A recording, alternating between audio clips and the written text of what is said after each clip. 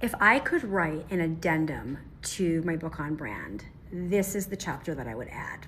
And I'm living it right now, and I thought if I share it with you, it might be helpful for you also.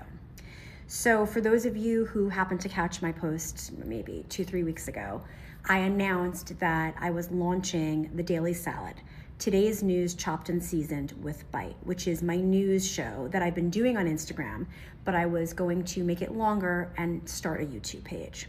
So I did that, and it's a work in progress, and it is focusing on the US-Israel relationship, the rise of anti-Semitism, global threats, civic integrity, political accountability, like polar opposite from my entire career.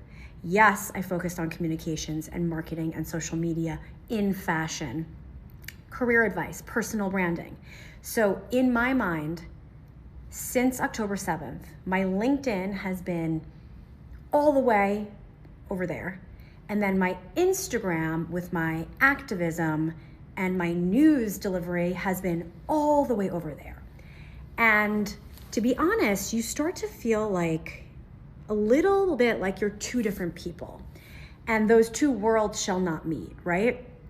And when I announced the Daily Salad on LinkedIn, it was a really good moment for me to finally feel like, okay, I'm putting a stake in the ground and I'm telling people on LinkedIn that I'm doing this thing that I've only been doing on Instagram, and it's kind of where my passion and my purpose lie right this minute. So I was like, okay, I wrote a book on personal branding, On Brand. You can all read it if you haven't. It's a really good comprehensive guide to personal branding.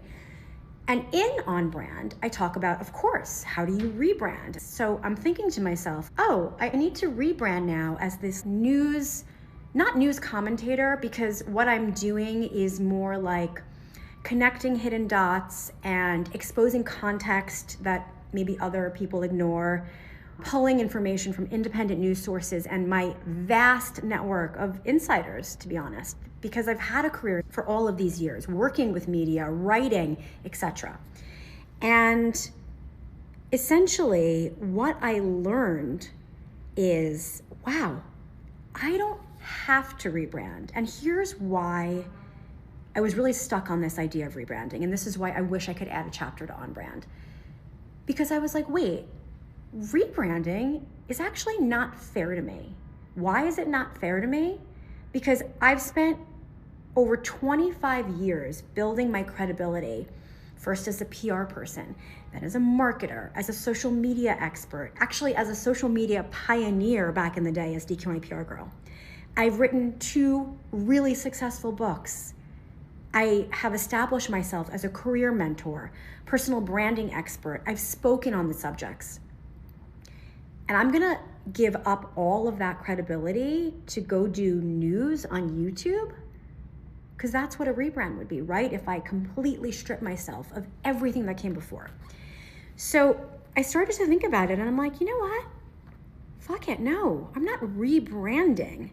It's a co-brand. It is a personal co-brand. And a lot of people, and myself included, when you think about like, okay, I have this job, and then I have this side hustle, and then I have that side hustle, or that interest, whatever, you do start to feel like you don't know who you are because you're doing all these different things, or maybe you're taking a chance on one business while you do the day job, whatever the case may be, and you start to feel a little bit all over the place. And it doesn't feel good. But if you think of it as a co-brand, and then you actually do what I suggest in On Brand, which is the Venn diagram exercise, right?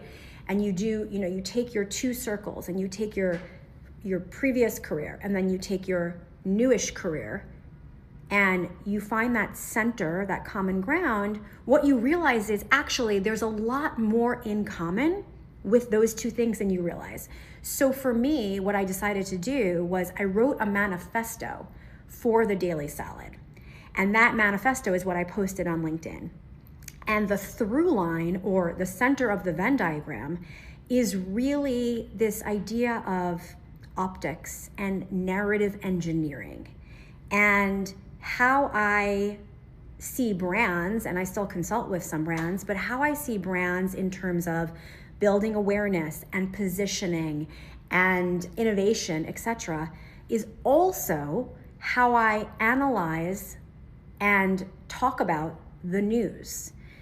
Because no one knows better than me how to engineer a story. I mean, back in the day in PR, we used to call ourselves the smoke and mirrors department, because a lot of this is engineered for the end reader. And that's the case with any news network you can think about. But if you actually start connecting the dots between maybe a breaking news story today and then remembering, wait, a month ago I saw something else that was a little snippet of information that maybe contributed to that thing, and you start piecing together all these little things, which is what I've been doing on Instagram, you start to realize that actually at the end of the day, it's all the same thing. What I do is narrative engineering. And it doesn't matter if I do it for a brand or I do it analyzing the news. So just to summarize, instead of thinking about a rebrand, think about what your co-brand is. And if I was still posting on Leave Your Mark, I would probably post this. Maybe I will. I mean, I still have it, but I'm trying to really build the YouTube. Maybe I'll post it on YouTube. I'll decide. Anyway, I wanted to share this because when I finally put words to how I was thinking and feeling, again, about not giving up that credibility, not giving up all those years of hard work to establish myself in a certain industry, then all of a sudden I was like, you know what? It all kind of works together. So think about if you need a co-brand versus a rebrand, and let me know what you think.